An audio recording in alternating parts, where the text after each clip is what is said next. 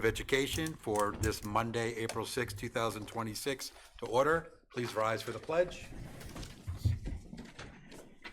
I pledge allegiance to the flag of the United States of America and to the republic for which it stands, one nation, under God, indivisible, with liberty and justice for all. Thank you.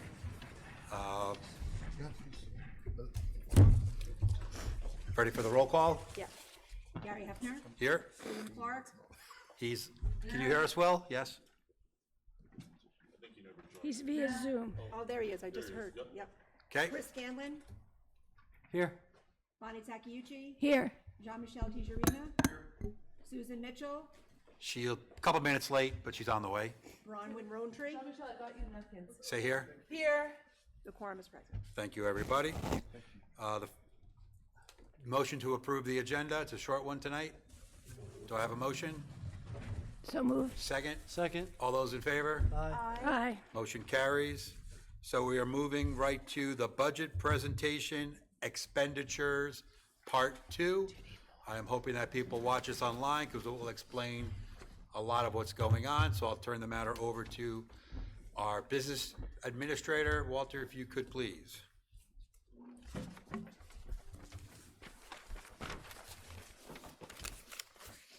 Dante, don't run. You're going to kill yourself. We'll wait. I'm going to move the flags out of the way. Oh, yes. Oh, thanks, yeah.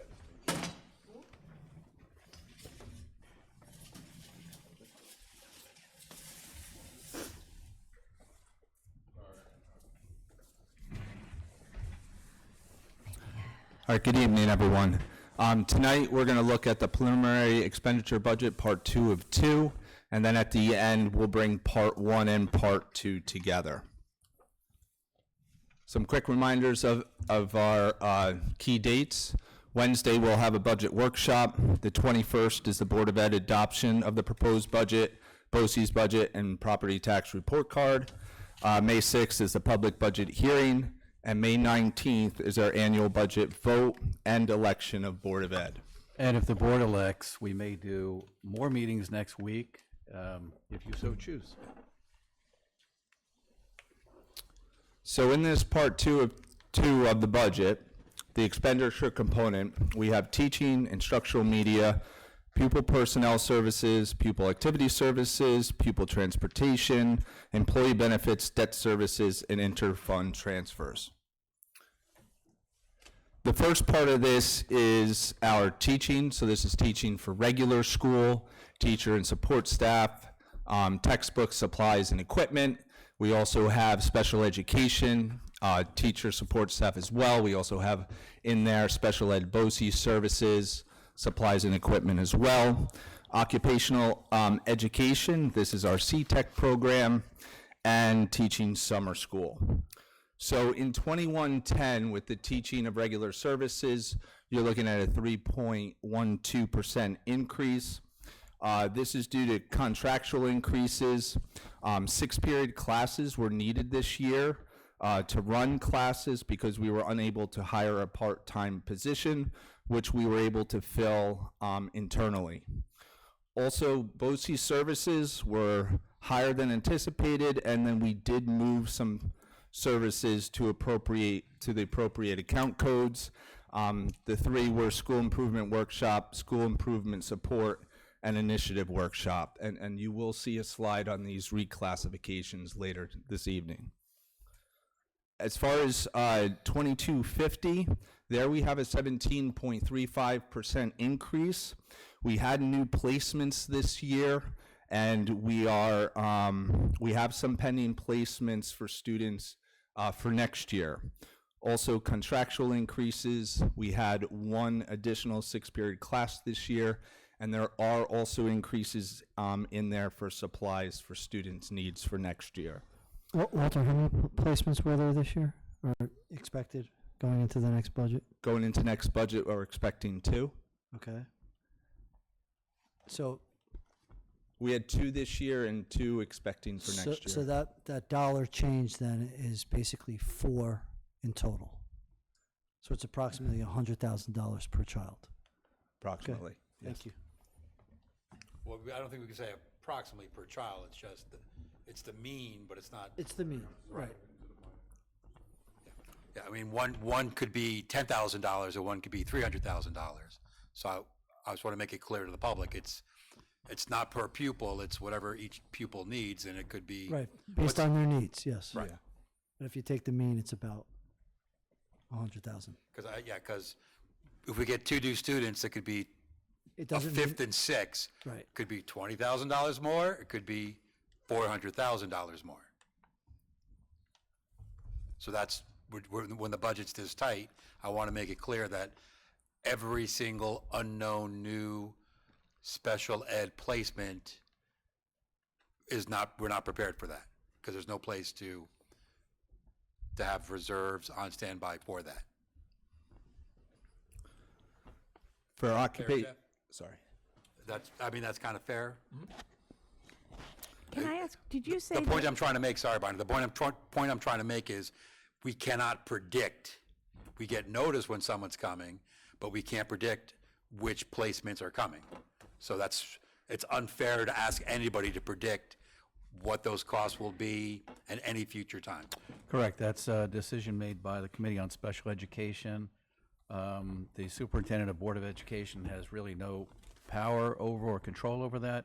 The only thing that we can do is if there's a recommendation by the CSC that's the board's not happy with, or the superintendent, we can just remand it back to the CSE for reconsideration, but whatever they decide is really going to be the final decision. can I go back up to the first line? Yes, So there's an increase of about $100,000? yes. And is that because of the increase in benefits that we got from the health plan? Or is that new personnel? No, that's not even new personnel, so that's contractual increases, but we, also in there is 6-period classes that we had for this year, for running classes that we needed, and then we also shifted some BOCES services into that line. So the benefits for health insurance, that'll come later in the presentation. So do we anticipate that there'll be a number of 6 teaching periods for some of the teachers? So right now, we kept it, we kept the same 6-period classes that we had this year. Because this is a cost to continue budget, as if we were doing the same things this year as next year. But Thank you. we'll be considering those at the next meeting. For our CTEC program, which is our occupational education, last year we had budgeted for 6 students. There's anticipated 7 students in total. So that's the cost difference there. For teaching summer school wasn't in the budget this year, but we did run it. The anticipated cost for summer school and that shows the anticipated summer school cost for next year.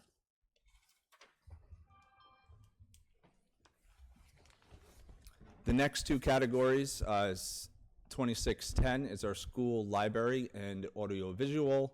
Library books, supplies, library staff are in that particular line. And then 2630, this is our computer-assisted instruction. There's salaries in that line as well as all the computer programs that we use within this district. For 2610, we did have salary increases, but we were over budgeted in our BOCES library service line, so that's where you're seeing a little bit of a decrease there. In 2630, we added in an instructional tech specialist. Also, the big line in there is our BOCES services. This is for our network safety, teaching programs, and tools that the staff does use. We have moved certain services out of this line into others to organize this more efficiently. There was quite a few services within that line. Historically, within the BOCES line, we have been under budgeted in that line. We also had some new services for this year that weren't in there. One of them was Nimble. This was one we had a contract for a couple years, but the contract was up this year, so we had to add that in. VMware, which is a private cloud computing, storage, and network, and then there was a Google G Suite is in there as well with Microsoft and ClassLink.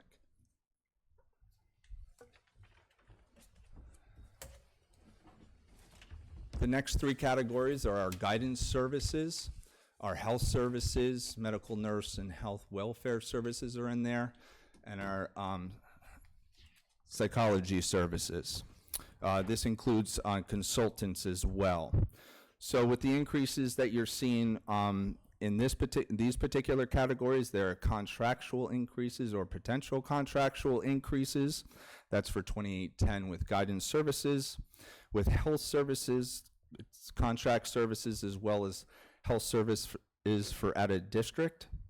And then 2820 is contractual increases. So I have a question about 2815. Does the school district cover some portion of the health services at the Park School? Yes, we, the nurse up at the Tuxedo Park School was actually an employee of the school district. And so we cover health services, we also do transportation and textbooks as required by law. But do we cover the entire salary of the TPS? Not the entire nurse? salary, Just a no. portion of Yep, it? And that's that's done by the percentage of kids from the, like, how do we determine the percentage of the salary I think that it's we based pay? on enrollment. We did that a couple of years ago. It was, the park had never asked for this in the past, and I think 2 or 3 years ago, they got a new business official, and he realized that the district was required to do it. So we went up there and we calculated. I believe it's by number of the enrollment, but I can double check that for you. Do you have a sense of what percentage of that nurse's salary we pay from the district funds? I don't recall off the top of my head. It's not the full salary, but it is a substantial amount. More than 50%?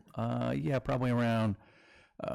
Don't remember, so I'm kind of guessing here. I would say it's like around the 60-70% rate. Okay, thanks. Yeah, but I'll verify that. Okay. Don't. Yep, I'll wait. And is that, are we paying the portion for the students who are residents of Tuxedo? Exactly. Okay. But there's it's not that the Park School, that their enrollment is 60 to 70% coming from Tuxedo. I think that's right. That's correct. Okay, so we're paying for more than just the kids in Yeah, Tuxedo. I have to double check exactly what the Okay. percentage is and what, but it had to do with the number of kids that are ours versus from Okay. other school districts. But we bill back to other districts for any portion that relates to them. So we may pay her, but then we bill back the school districts for the difference. It would be helpful if you could, for Wednesday, maybe pull those numbers just to get a sense of what the support for the TPS nurses Sure. at the end of the day, after we get our paybacks, what the final amount is. Will do. Thank you.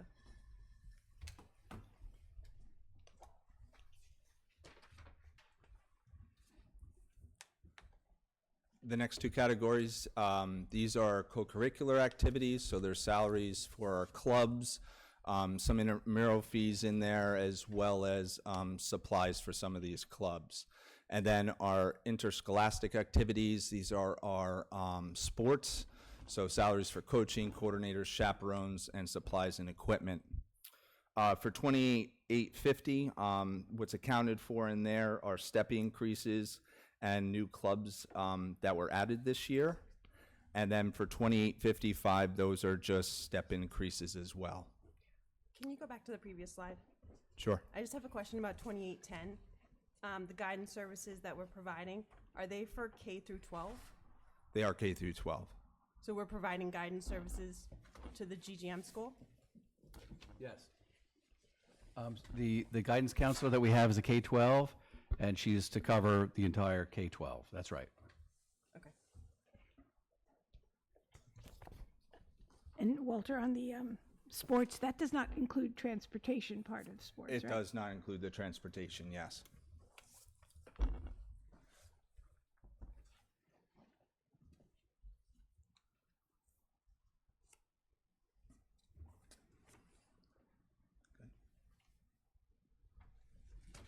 So the next category here is our district transportation services. This is one that we were anticipating an increase in. So the cost increase that you see there, which is 32.96%. So this is the cost increase of our potential new 5-year transportation contract being voter approved in a separate proposition. So within this line as well, as we've gone through this year, there have been some increases in cost for athletic and field trips.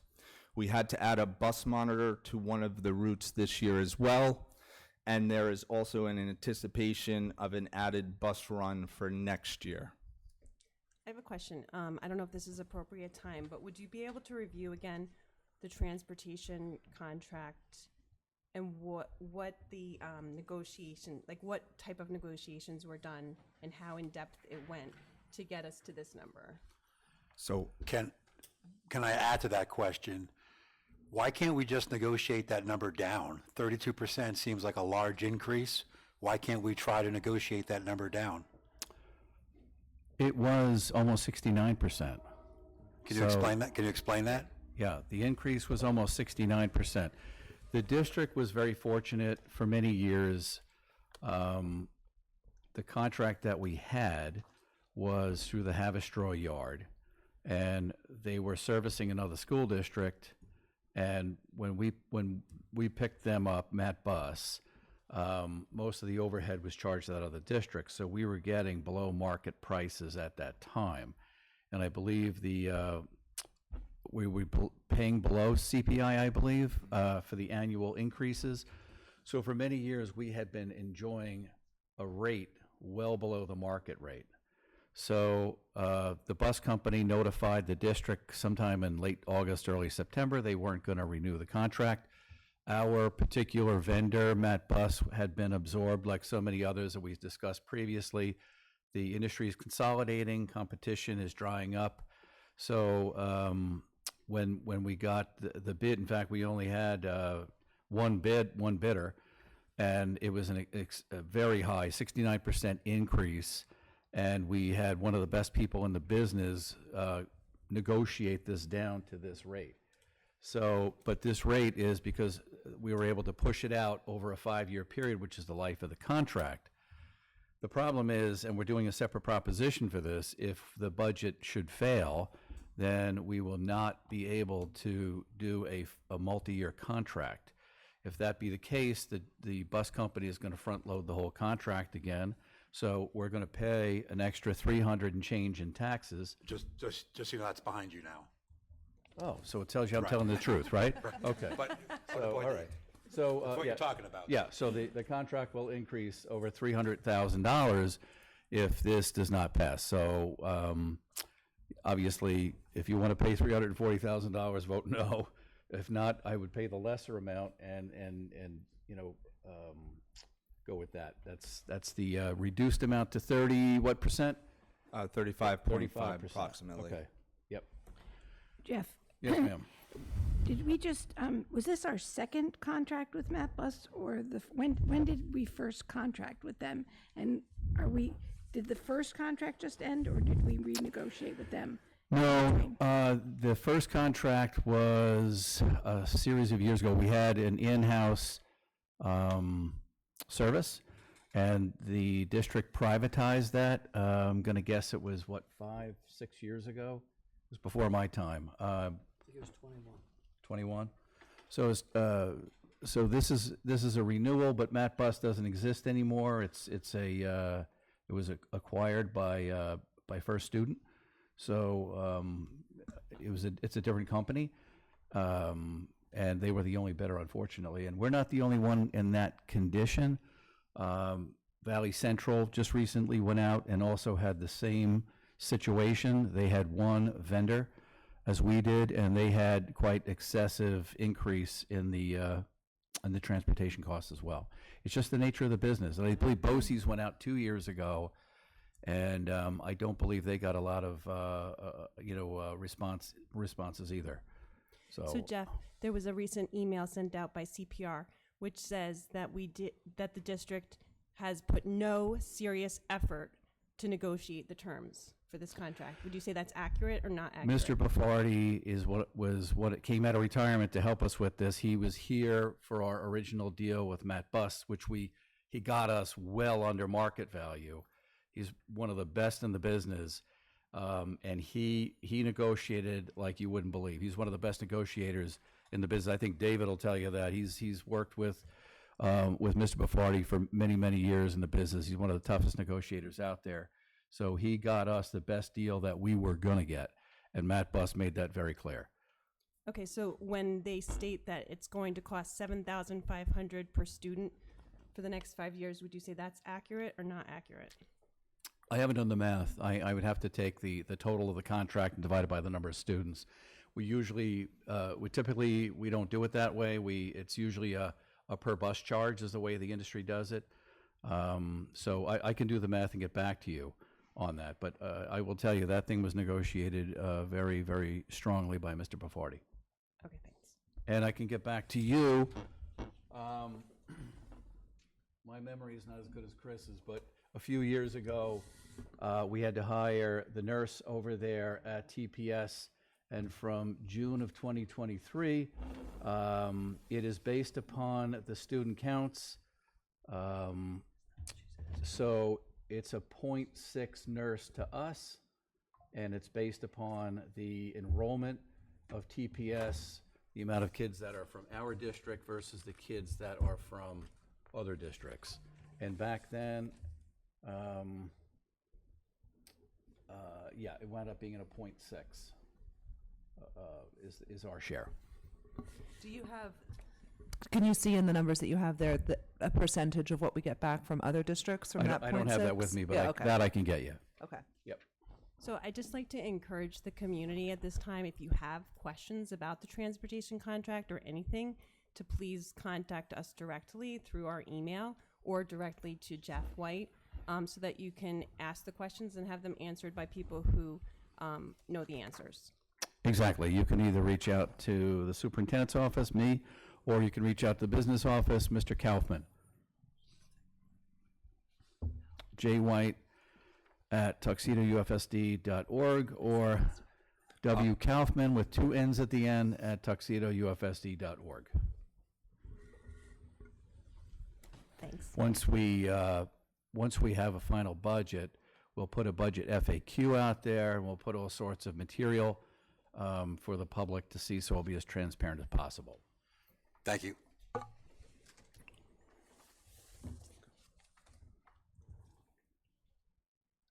The next category are our employee benefits. So this is our ERS, TRS, Social Security, workman's comp, unemployment insurance, our health insurance, dental, vision, and life insurance, other benefits, and our 125 fees. So on the left-hand side, you'll see the percentages for our FICA and Medicare, our ERS and TRS. So with the employee retirement system, the 22% increase this year, the cost this year was higher than what was anticipated, and with the increase in salaries and the percent increase for next year, that's where you're seeing that increase of the $62,830. For a teacher's retirement system, the percent that we pay for next year did go down, but because of the increase in salaries, this number will remain flat. FICA and Medicare, as salaries increase, so does what you pay into Social Security. Workman's comp, unemployment insurance, they remain unchanged. Our health insurance, so within health insurance, we do have the health insurance that we pay, but we also have Medicare reimbursement in there as well. So our health insurance went up by 7%, and then with our Medicare reimbursement, for that one, it was higher than anticipated this year, and then based off of what we are going to pay out for next year, that is the increase that you do see there. Walter, is that something that was also able to be negotiated? How does that work? Health insurance is based on contracts. Okay. So depending on what unit you're in determines how much you as an individual pay and how much the district pays.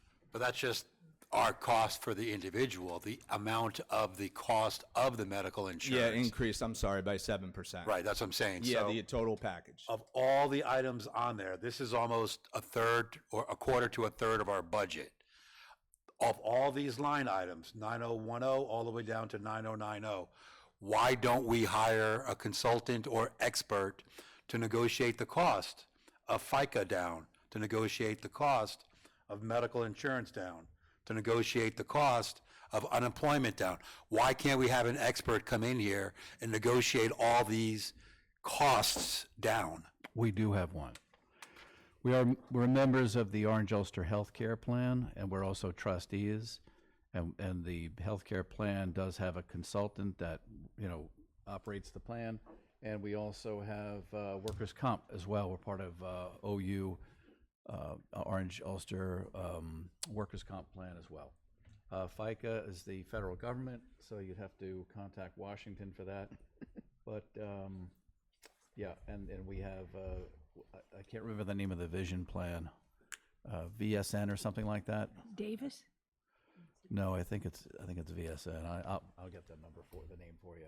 So are these increases happening across all of the schools in Orange County? Yes, that's right. Okay. Everybody that's in the Orange Ulster Health Plan and is part of the workers' comp plan as well. Okay, thanks. So They have third-party administrators also that do a lot of work.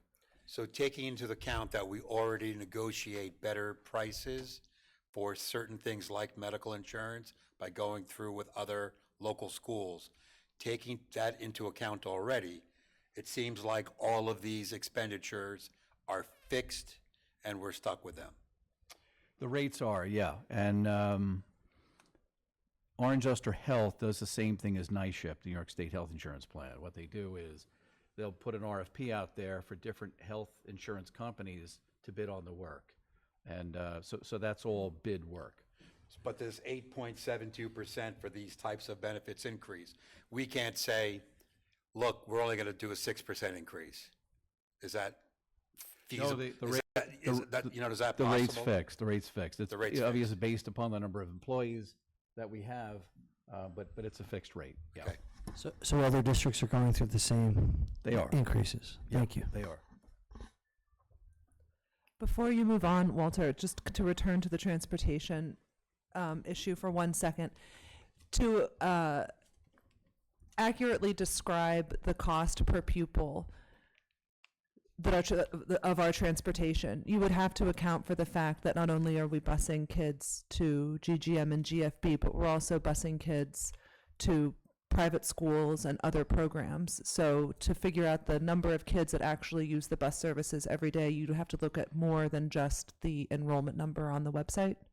Correct. And obviously, the more kids you get on a big bus, the more efficient the operation is. But we have a significant number of small buses, vans as they call them, and those are going to private schools. And we have a significant number of special education runs as well. And are which we very doing costly. everything we can to ensure that we're not using a bigger bus than we actually need? So when I spoke to Mr. Baffardi about our program, because he reviewed the whole thing in detail, he could not believe how tight that Mrs. Martin had. He said he'd never seen in all his years a routing system that the routes were that tight. So the routing is extremely... Meaning efficient. Yes.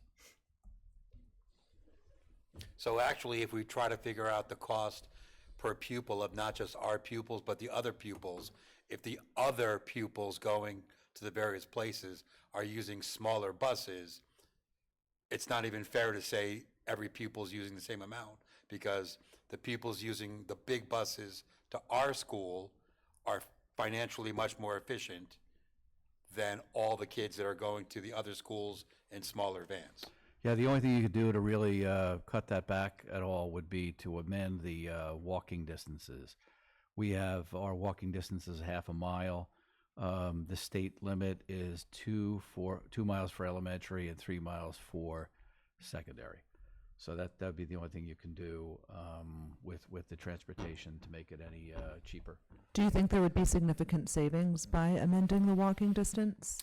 We would probably save about $100,000 one bus, but I don't know we'd have to also probably potentially do a study on a potential student safety, school safety zone because of the high trafficked area. The major highway that's right in front of our You'd school. have kids walking down Route 17. We probably also have to have a crossing guard. We had thought about maybe proposing something a little bit less generous as this, but I think at a time when we're experiencing this kind of increase in transportation costs, it might not be such a good idea to change the routes. And that can't be done by the board or me, it has to be done by a referendum. Wait, can you say that last part again? What has to be done by a referendum? If we were to change the walking distances, Okay, it would have to be done thanks. by a referendum. Okay, thanks. Dental, vision, and life. So that's it was higher than anticipated this year, and those are being next year's cost based upon the employees we have currently. And then other benefits, so that's tuition reimbursement, a benefit for administrators, and compensated absence. These two benefits were not budgeted for in the past, and any contractual obligation should be accounted for whether it is used or not. So it's not really an increase in actual, I'm not sure the correct accounting word, but it's not an increase in actual spending. We're just putting it in the right spot now. Combination of that, and also we now have administrators that are taking advanced degrees and getting tuition reimbursement for it, which we had previously. Melissa Jean-Paul had a doctorate already, and I believe the others had advanced degrees. So this is we've got Walter and Jenna, and they're doing some schoolwork, which obviously we're very we believe in education ourselves, so we promoted that. We are pro-education. Yeah, I hope so. The next slide this is our debt service. So this is the lease, principal, and interest payments for energy performance contracts for both GGM and GFB. These costs are fixed costs, and they are known ahead of time and paid out twice a year. And you can see all the work that we did with that on the district's website. If you go under, what is it, Getting Things Done? What do we call it? Is it Getting Things Done? Yeah. Getting Things Done, you'll see all the work that we did.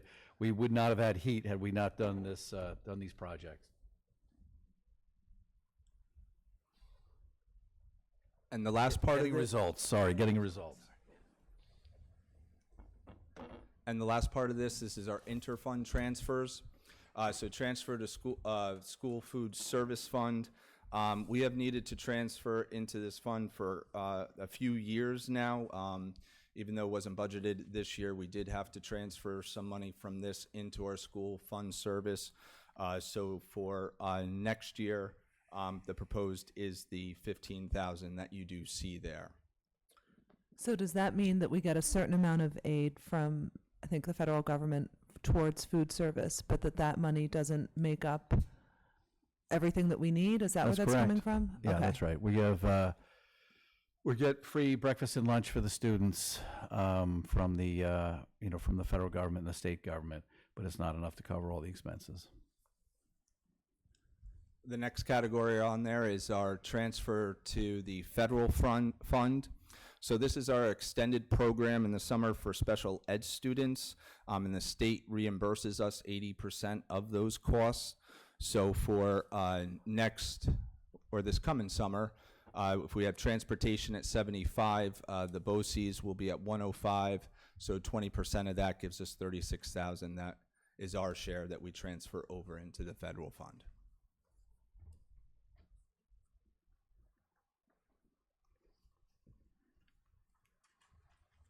And then putting both parts together.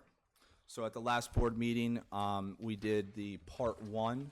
So the part one, the budget for this year was $2,871,571. Our proposed budget for that part was $3,137,655.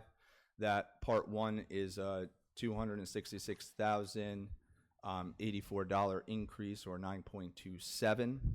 And then the part two that we just went over with you this evening.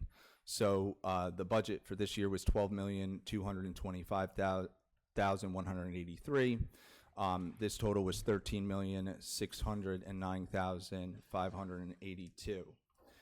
So in total, if we look down at the bottom, the increase there, we went from $15,096,754 to this proposed budget of $16,747,237. This is our cost to continue budget.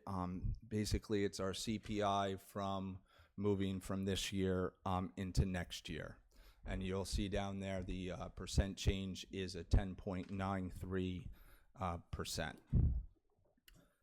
And like mentioned before, our three biggest categories as far as the increase goes, we had our special ed was approximately 400,000, transportation the same, and the employee benefits section there too is at about 250,000. Were you going to say something? You can go first if you like. I have a question. Walter, so our expenditures from last year to our proposed budget for next year, expenditures, we're looking at almost 11%, correct? That is correct. If we were to say, take out 2025 to 26 and replace that with 2024 to 25, so 2 years ago, can you figure out that number for me of what our percentage increase of expenditures would be from 2 years ago to next year? Yeah, I can get that for you at the next thank meeting. you. I'm looking for a 2-year average to see. I don't think our expenditures went up much this year. Correct. So I'm trying to see the 2-year average. What is that percentage increase in expenditures? Thanks. Yep.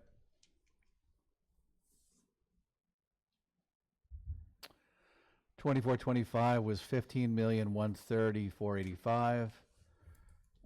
25-26 was 15,096,754. I can't do that math in my head, though. Oh, Gary, no. Why not? If it was written on paper, I still couldn't do it. Because that 10.9 sounds a lot, but if you look at the last 2 years, it's a way smaller, is my question. So you want to know what the difference between now and then is, or 25-26 and 24-25? Now, right. Between 24, 25, and proposed next year. So take out last year, 2 years ago to proposed.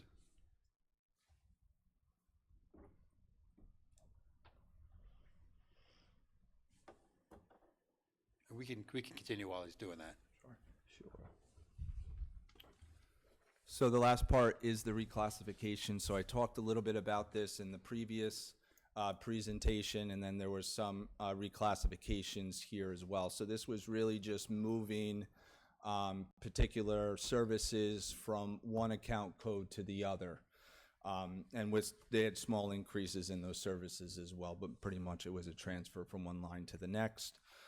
The first one you see up there, the budget newsletter, that went from the district clerk line to the public service line. Aptigee, which is our services to run our websites. So that stayed within our tech codes, but it really went from the tech license subscriptions to the computer-assisted software. The 2630, that is our BOCES tech line. So those four services we moved out of there. The 413 you see there is for personnel or HR, and the 1310 is the business line. And then the 2070 is our instructional admin line. So we moved those into the teaching line, which is school improvement, school support, and initiative workshops. And then the other movement that we did was the 2110, basically the reverse of that, which went from our teaching into our instructional admin. Are all these reclassifications like trying to hide stuff, or is it making things more transparent. No, I think it's really just making things a lot more transparent. You'll see that, even within that the tech line, there were 4 services that were, kind of put into that particular line. And I think if we can allocate them to where they're used the most within the account codes, that it makes it a lot more efficient, and makes for a very detailed budget.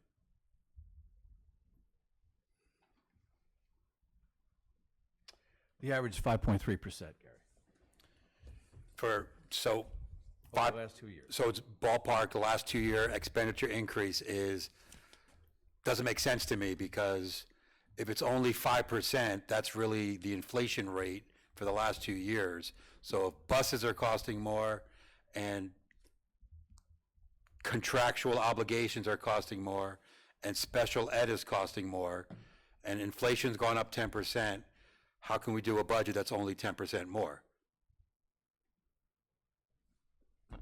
That's what it is. Is it maybe because we've found savings elsewhere? Well, we've done that as well, yeah. All right, thanks. Any questions? I had said that my question a few minutes ago, Jeff did the math on it, and ballpark, our 10% increase in expenditures over the last 2 years is really about the same 10%. So per year, it's a 5% increase in expenditures.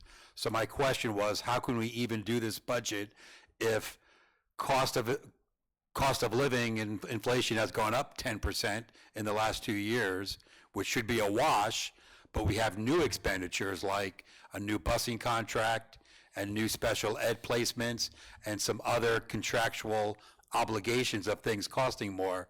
How are we able to provide the same expenditures, new expenditures, but not going above the cost of inflation? That was my question. And Jeff gave me an interesting look of, I don't know how to describe it, but hard work and, I don't want to say good luck, but hard work and, as Bronwyn said, finding some savings here and there.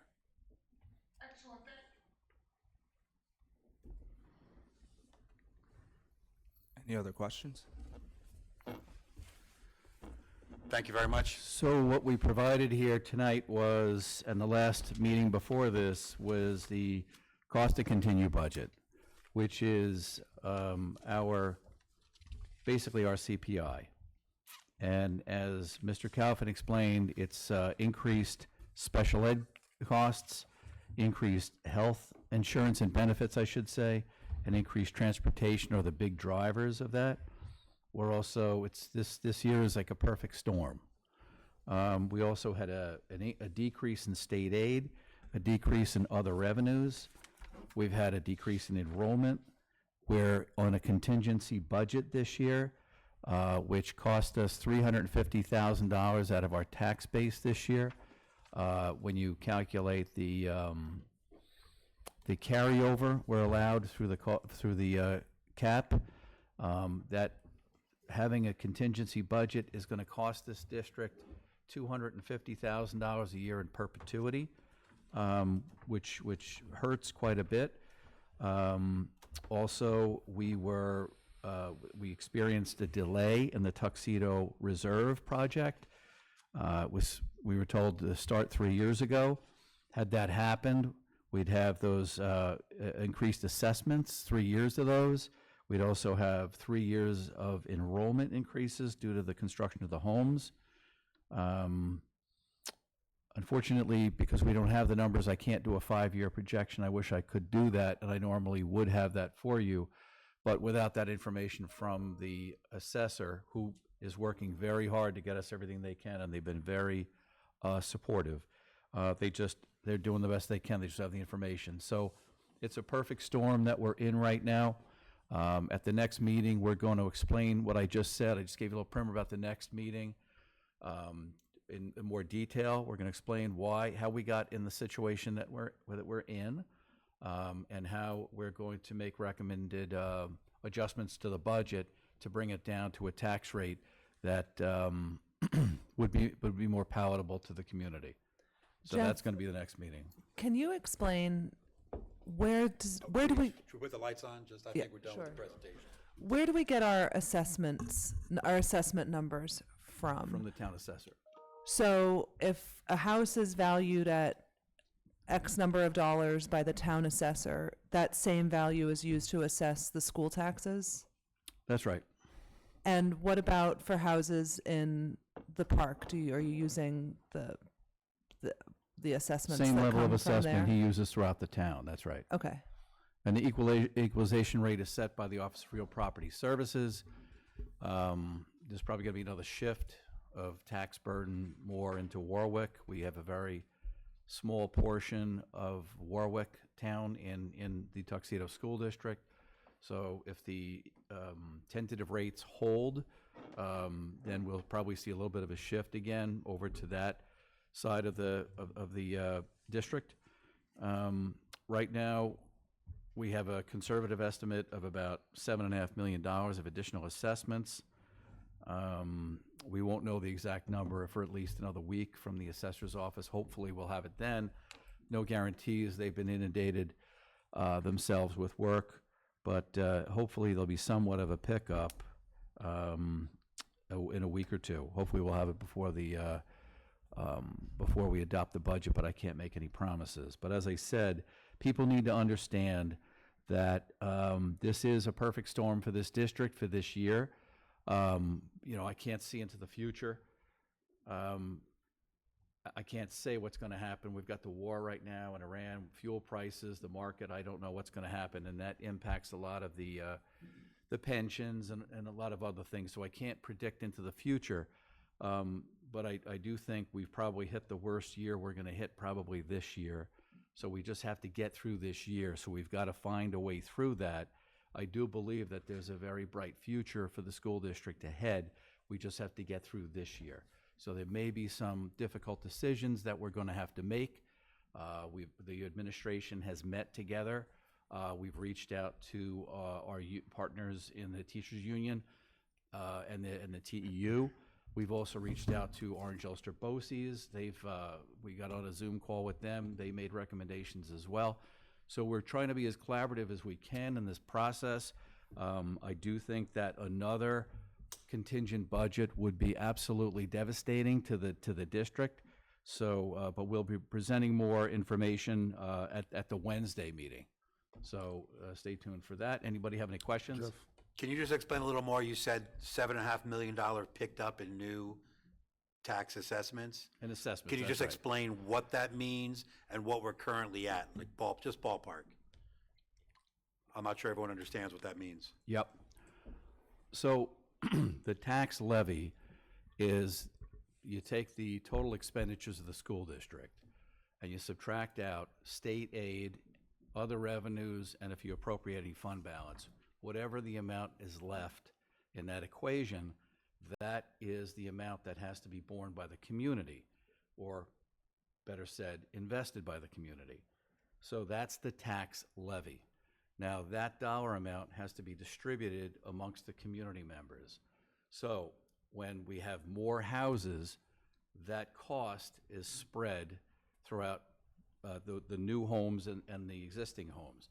What that does is it drives the tax rate down, so we're able to raise taxes. The levy can go higher, and the tax rate will still go down because there's more taxpayers, there's more homes that the assessments are being spread out upon.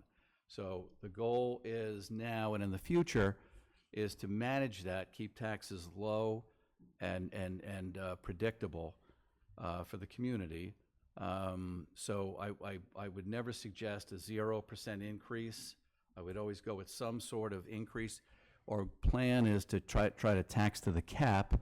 In this particular year, we're going to have to go over the cap. But we need to also consider getting special legislation, because the way the tax cap calculation is performed, the development in this district, the way it's happening, we're probably going to be into the circumstance where we have to pierce the cap on a number of occasions.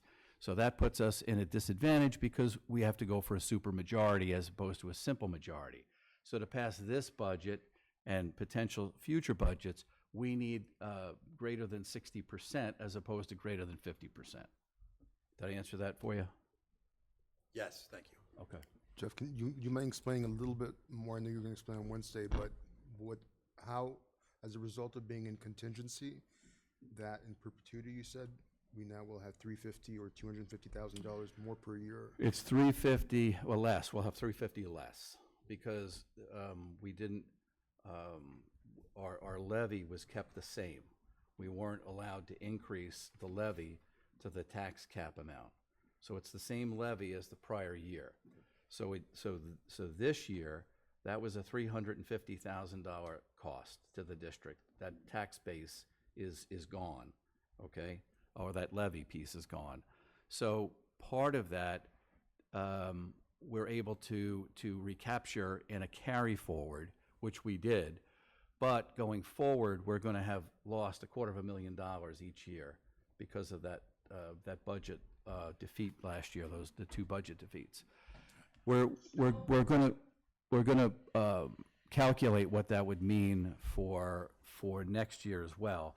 But I can't stress enough how devastating two contingency budgets would be. So everybody needs to consider that when they go to the polls. Can you just explain what a carry forward is? I'm not clear what that is. The tax cap calculation is a very convoluted, it's a way of calculating. They wanted to cap the amount of tax increase that school districts could impose on the communities.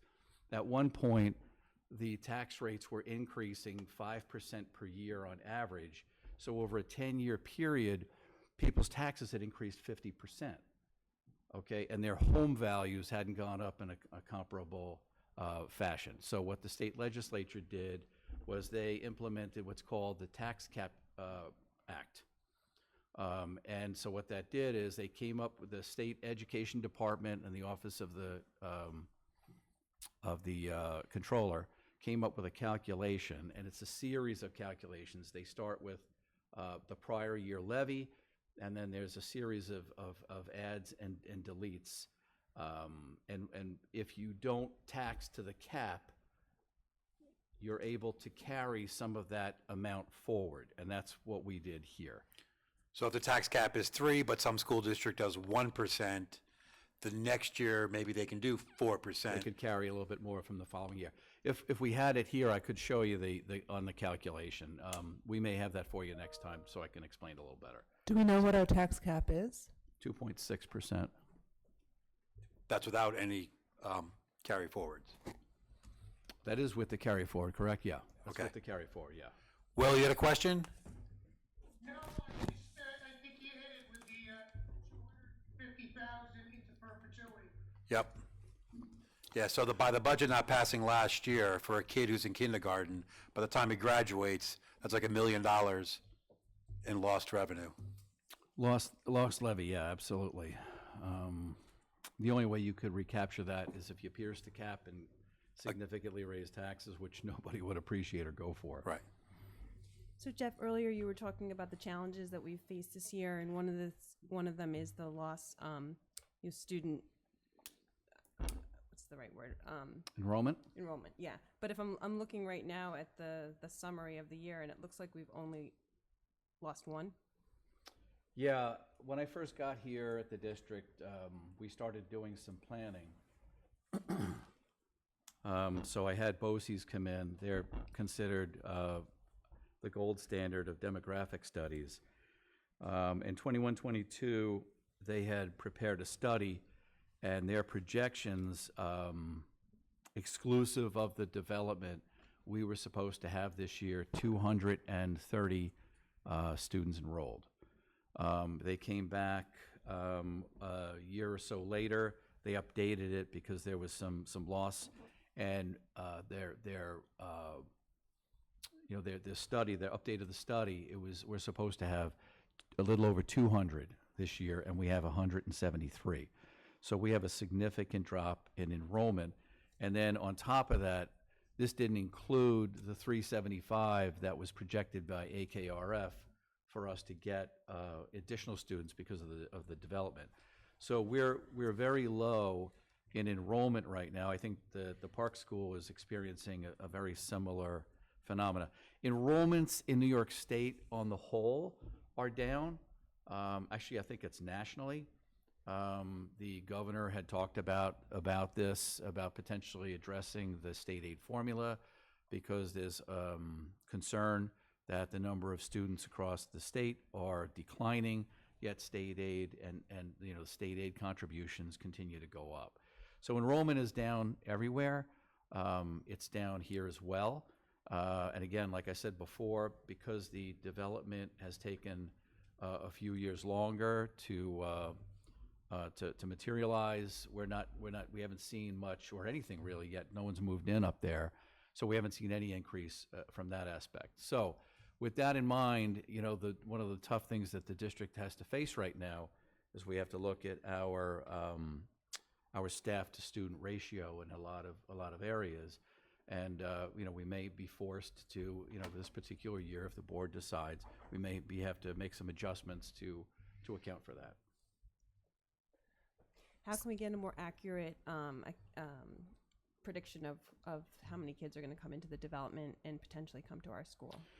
So these demographic studies are generally, they predict them out quite a number of years, but they're generally most effective like for the first 3 to 5 years. After that, you should really update these studies on a fairly regular basis because, things change. So the last time we did it was 23-24. I do recommend and have recommended that we get them in again to update that study because we really need to do long-range planning we should be doing that anyway. Any business does long-range planning, and we have to do the same thing. So what I heard you say about enrollment is that declining enrollment is a common feature of schools across New York State and nationally. Across the country, yeah. Across the country.